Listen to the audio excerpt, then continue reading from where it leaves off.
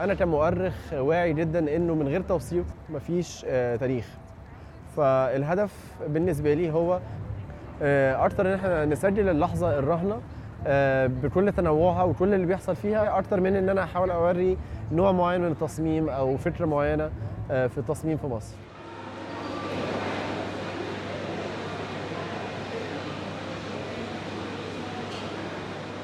المعايير بشكل واضح جدًا هي إن إحنا نبيّن مصممين بيعملوا شغل مصري بحت، إنما بوجهة نظر جديدة، وبيشتغلوا مع الحرفيين المصريين ومع المنتجات المصرية ومع الmaterial اللي موجودة في مصر عشان يعملوا الحاجة الجديدة دي.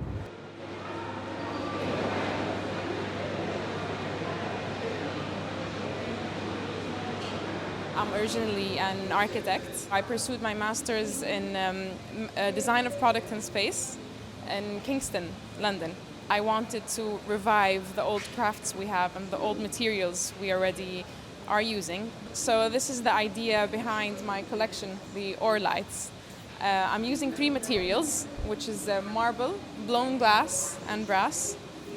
And those are very popular materials in Egypt. What I've been trying to do is use the traditional techniques in a contemporary way. So they're basically very geometric designs like spheres, cylinders, and squares. أنا بالنسبة لي التصميم المهم اللي هو بيدخل كتب التاريخ واللي الناس بتحب تشتريه وتحب تتعامل معاه أصلًا بيبقى التصميم اللي بيحل مشكلةٍ ما.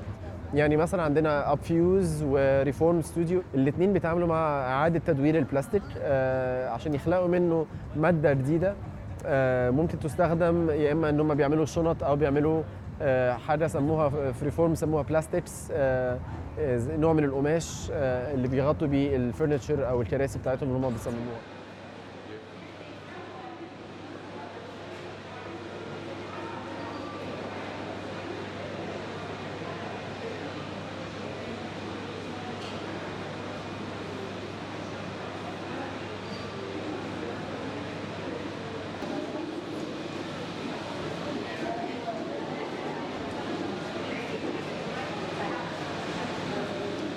خريطة للمترو عملناها، كان في أول نسخة عملتها الكايرو اوبزرفر وقررنا نكملها لما أعلنوا خطوط جديدة. ابتديناها من إن النيل نفسه يكون موجود في الخريطة، فالخطوط اكشلي إلى حد ما كبير جغرافيا مظبوطة. ده متاخد من لوجو المترو الحقيقي اللي هو هنا. أخدت التايبوجرافي لأن اكشلي بحسه من اللوجوهات القليلة اللي فعلا بحبها قوي من الحاجات اللي بنشوفها في القاهرة. لو ينفع ان الخريطه دي تبقى الخريطه الرسميه للمتروز تبقى حاجه حلوه قوي. ممكن تكون بتتوزع او زي ما قلت ممكن تكون حاجه بتتباع اونلاين او بتتباع بس في محطات معينه عشان الناس يبقى عندها يعني شايفه الخط كله في مكان واحد.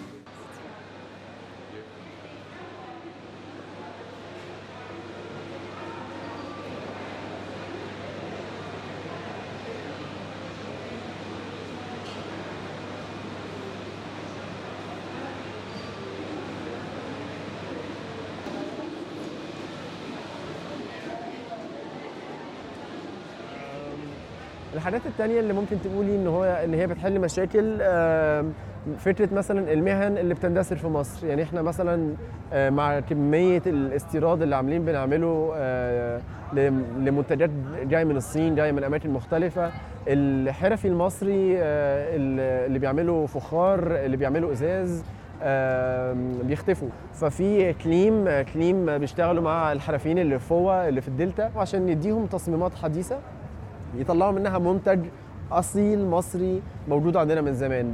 نفس الشيء من بلدها بيشتغلوا بيعملوا منتجات فخار بس برضو مع فخارين بيشتغلوا في أماكن زي القرافة في القاهرة.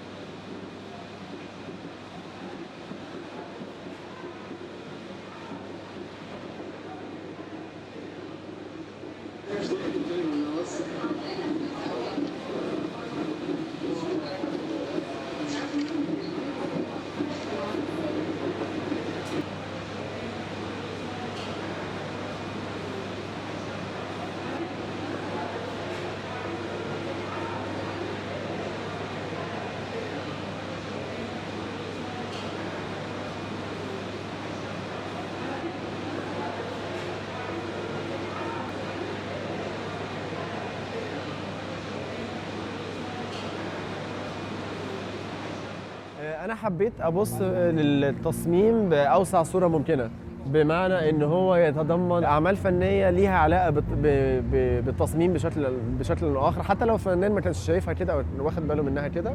زي رنا النمر اللي هي بتوثق البلكونات اللي الناس بتلونها، بتلاقي العماره مش متشطبه، ان كل واحد مزوق البلكونه بتاعته بطريقته، اللي عاملها مخطط واللي عاملها دوائر واللي عامل نجوم.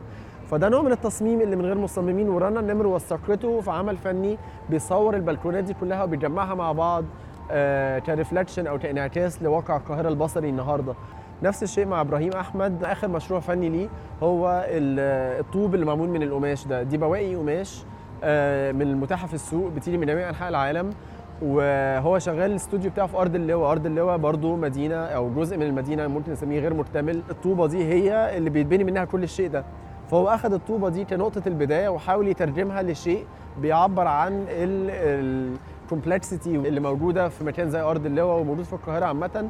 دي اضافه في المعرض. الاضافه الثانيه المشاريع البحثيه اللي بتوثق التصميم اللي ممكن نسميه تصميم الشارع، زي مثلا مشروع منار مرسي في توثيق كراسي الشوارع.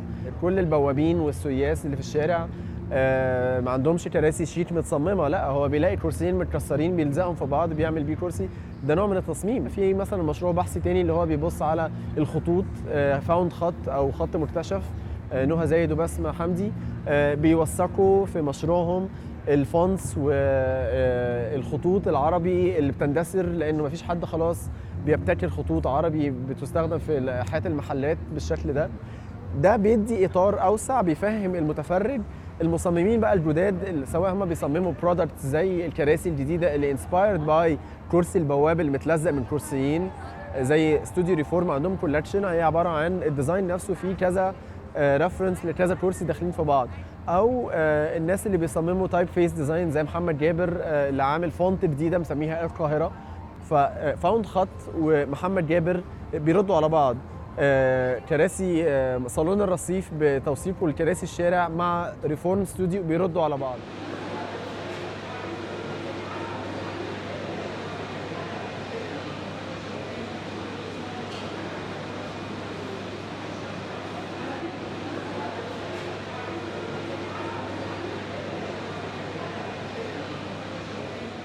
اسمي ماهي مراد، معمارية. خلصت الماسترز بتاعتي في ألمانيا على المودرن هيريتج في مصر، فمن هنا ابتدى الانترست في الريسيرش بتاعي انه ازاي نعمل addition by design لمناطق already existing. من هنا ابتدت فكرة المشروع اللي احنا عارضينه النهارده اللي هو signage and shop fronts in Cairo.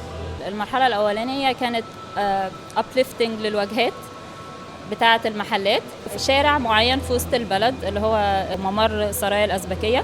وفي المرحلة دي احنا حصل تعاون بين استوديو 39 وبين جرافيك ديزاينرز كتير موجودين في القاهرة وبين واجهة بتاعة الأردن اللي هم اوريدي شغالين في الموضوع ده بقالهم سنين.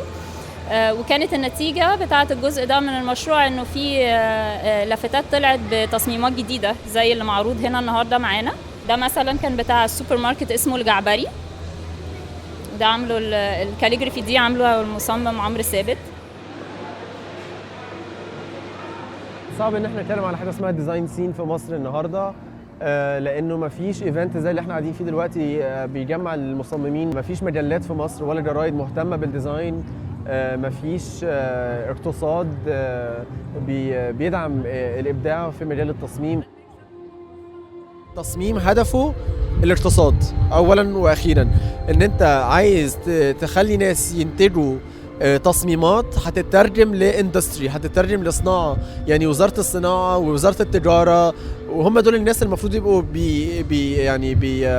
مهتمين بالتصميم كتعليم، لان هم دول المهندسين والمصممين اللي هيطلعوا ينتجوا لك اقتصاد حقيقي مبني على الصناعه المحليه بشكل يبهر بره فعلا.